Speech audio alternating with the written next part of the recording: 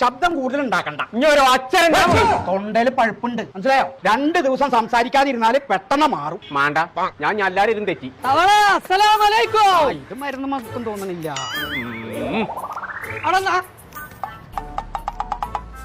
തേകണോ എത്തനക്ക് അപ്പൊ ഞമ്മളോടൊന്നും മുണ്ടൂല. ഓ വലിയ സുജായ ആയിക്കണോ. ഞാൻ വന്നതേ പെരീത്തെ ബാത്റൂമത്തെ ബൾബ് കത്തണില്ലടി. ഇതൊക്കെ ഫീസ് അയക്കണോട്ടിയാറബേ.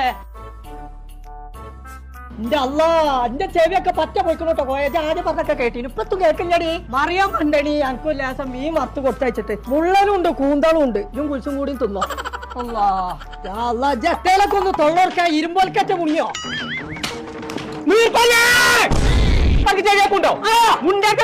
തൊണ്ടക്ക് പൗപ്പാണ്. മുണ്ടർന്ന് തൊണ്ടയാട്ടക്ക് പൈപ്പിട്ടിക്കേ തലീക്ക പൈപ്പുണ്ട്. ഇത് എന്തിനാ വന്നത്? അങ്ങനെ തിരിയുടെ കോലത്തിൽ പറയാ. സ്കൂളത്തെ എല്ലാ സാധനങ്ങളും കിട്ടണ ഒരു കട തുടങ്ങിയില്ലേ രോജി മലപ്പുറത്ത് പെർഫെക്റ്റ് പറഞ്ഞാണ്ട്. അതേപോലെ ഞങ്ങളും ഒന്ന് തുടങ്ങിക്കണടി വേങ്ങരയില്. മൂടല്ല മോഡേൺ. അപ്പൊ കുറച്ച് ഓർലിക്സ് ആയിട്ട് അവർക്ക് സാധനങ്ങൾ വേണമെന്നായിരുന്നു ചെറുക്കാം. സ്കൂളത്തെ സാധനങ്ങൾ മുക്കോടത്ത് ഓർലിക്സ് കൊണ്ടേത്തിരിക്കണ്ട്. അല്ലടി അതിനെത്തോ അറിയില്ലേ ഹോൾസെയിലായിട്ട്. അതന്നെ, അത് എവിടുന്നാ കിട്ടുക? അത് എന്റെ കടിക്ക് എന്നല്ല, കേരളത്തിലുള്ള എല്ലാ കടിക്കും സ്കൂൾ സാധനങ്ങൾ എവിടുന്നാ പർച്ചേസ് ചെയ്യുന്നുണ്ട്?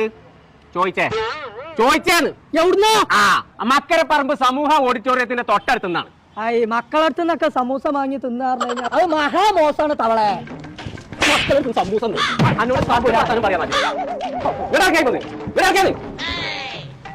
എനിക്ക് ചെവിയാക്കുണ്ടോ? എന്നാ കേട്ടോ, മക്കരപ്പറമ്പ് സമൂഹ ഓഡിറ്റോറിയത്തിന്റെ തൊട്ടടുത്തുണ്ട് സ്കൂൾക്ക് എല്ലാ സാധനങ്ങളും ഉള്ള വലിയൊരു ലോകം. അവിടുന്നാണ് എല്ലാ കടക്കാരും ഹോൾസെയിലായിട്ട് സാധനം എടുക്കല്. അവിടുന്ന് എടുത്തോ, അവിടുന്നാണ് ലാഭമുള്ളത്.